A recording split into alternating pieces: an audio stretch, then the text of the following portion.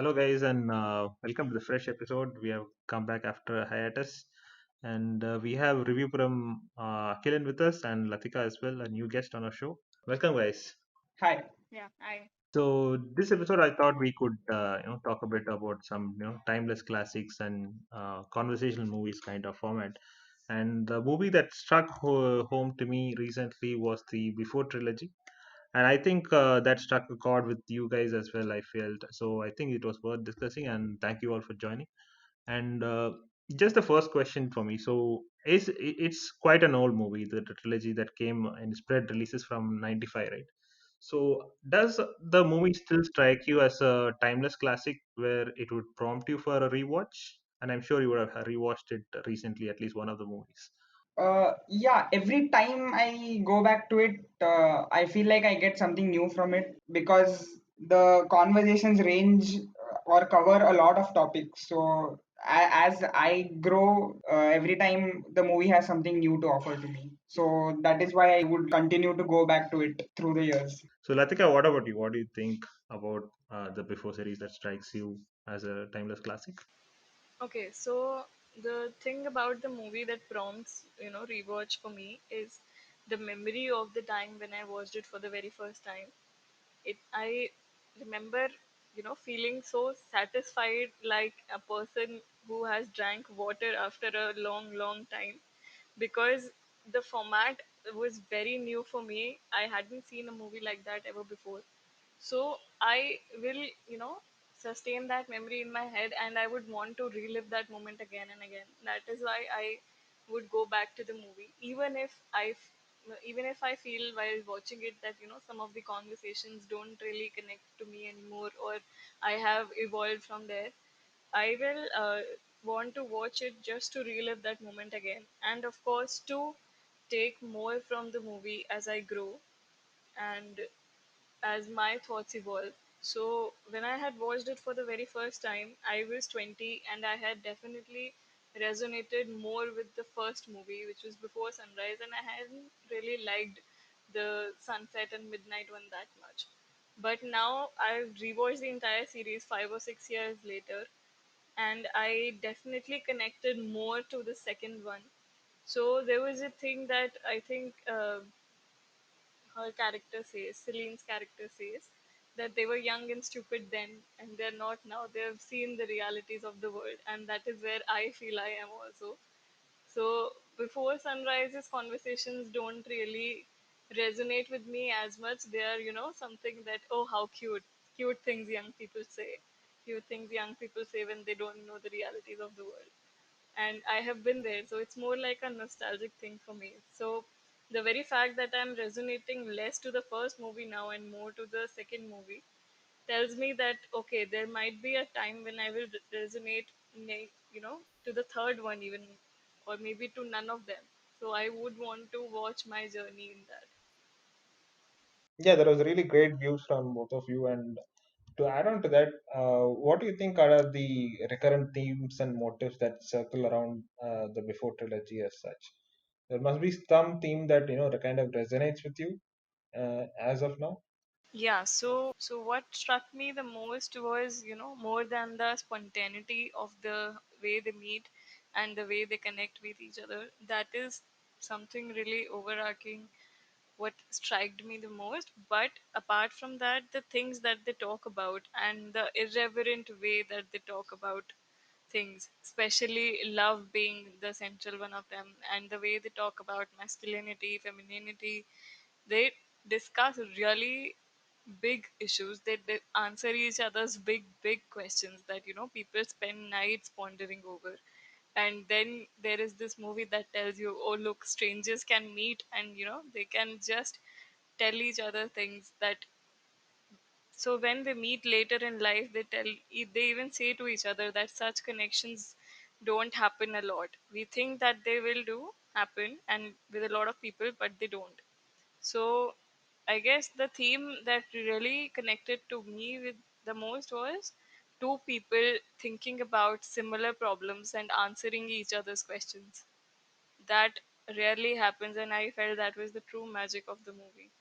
So Akilan, you can go now. I feel the series really pays attention to the theme of growth, that both these characters have their own individual lives outside of the story that is going on between them. They developed on their own as individuals. Like, he wrote a book, she worked on the environment, and they made a difference in their own ways, and they have lives beyond this. And I really liked that the series doesn't really make them the center of the world, like romance movies do.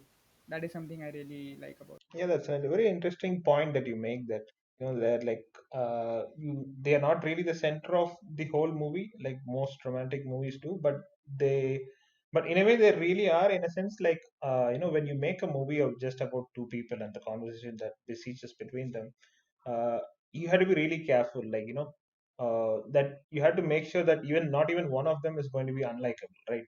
So do you think that really played out, that factored in much more than any other concept they tried to factor in? Of course, in a recent interview, I think Ethan Hawke mentioned this, where as collaborators in the whole movie, it's going to be about them as well as executive producers, or contributing to the writing. So I think he gave them an open book. So what do you think about that factoring into the whole concept of just two people filling the space of the movie? It just made it more real when the actors are also involved in the script. When they internalize these characters, I think it would be more foolproof when they say that this character wouldn't say something like this. You mean the believability? Yeah, the believability, and how authentic these characters look and feel. Like, it's not just the director's vision, it's also the actor's vision. Yeah, that's absolutely right. So yeah, one thing is usually. So one question to you, Latika. Okay, see, apart from the nuances that people are actually taught in acting schools, what do you think makes it special? Is it just two artists collaborating to give the script life form, or it's just the whole soul of the conversation that takes over in the movie? I think the personality of both the actors played a major role in it. So, they could be the best actors in the world, and if their personalities were not inclined like that, maybe their personalities were really close to their characters and they put a bit of themselves into those characters. And that, I think, showed. I think, especially in case of Ethan Hawke, there was a lot of Ethan Hawke in Jesse. So, there could be any other actors doing that, and they could be really good actors doing it. They could have implied their techniques, but I think because their personalities coincided, that made it better. That definitely at least played a role in it. Yeah, absolutely right. I think that you said it better that we see more of Ethan Hawke in movies than in the other counterpart as well. But I think they played their part. But so one question, other question to you. So what if the movie was deemed to fail with a certain audience? So would it be the characters that would have failed, or the conversation themselves? Just in a parallel take on the movie. I think the characters were decently likable. They could have annoyed some people who would have, wrote them off as too intellectual or pretentious or, too cool to be mainstream. People, sometimes people don't, some kind of people don't gel well with such characters. And then, of course, there are the people who want a lot of drama, a lot of, they want a roller coaster ride from the script. They want a lot of events to happen, some tragedy, some romance, some clashes, some conflict. People expect a lot of things from a film, and if they don't get it, they leave disappointed. They do not care much about the characters and their journeys. A lot of people don't, and that's okay too. I think they have their own tastes. So this movie is, I think it caters to a very niche kind of an audience. I think it's a new rom-com format for the intellectual people. It, in a way, in its own way, it sets, it does set some ideals, an ideal romantic journey, an ideal romantic meetup for different kind of people, but then it does set those ideals.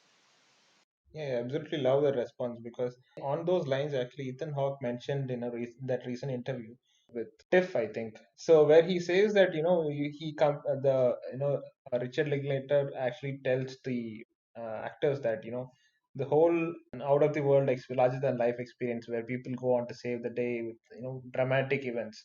When you look at that and it pales in comparison to what you're doing in life. But that's kind of where he tries to break it down, making a movie with enough drama that's actually relatable.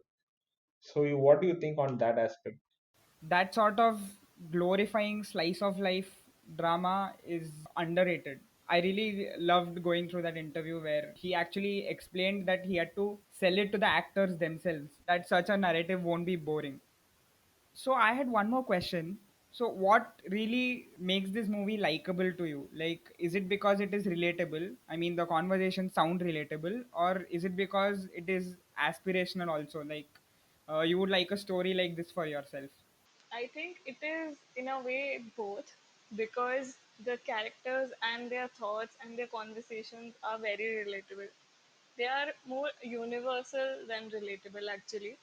The fact that all human beings and all couples, especially, maybe go through such things and such doubts is relatable. But what is kind of aspirational and definitely a little idealistic is the whole setup, the whole spontaneity of it, how it really works out, how they will bump into each other a decade later and they just fall in love all over again.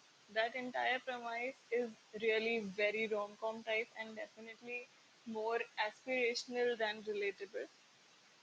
But yeah, I think the some petty fights that they have, kind of the petty fights and the petty disagreements, and maybe the way they open up to each other really slowly, those kind of things are really relatable, especially their childhoods that they discuss with each other.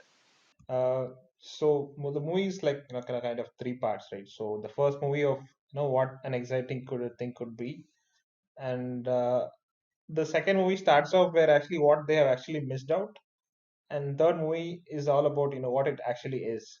So that's how I view the whole three movies separately. So it starts off something really aspirational, then it goes into something relatable because it feels as if we don't know if they actually end up together. It feels as if each of them have missed out on something. That's what it feels, that feeling of mellowed regret, despite having lost a lot of years that they could have actually had together.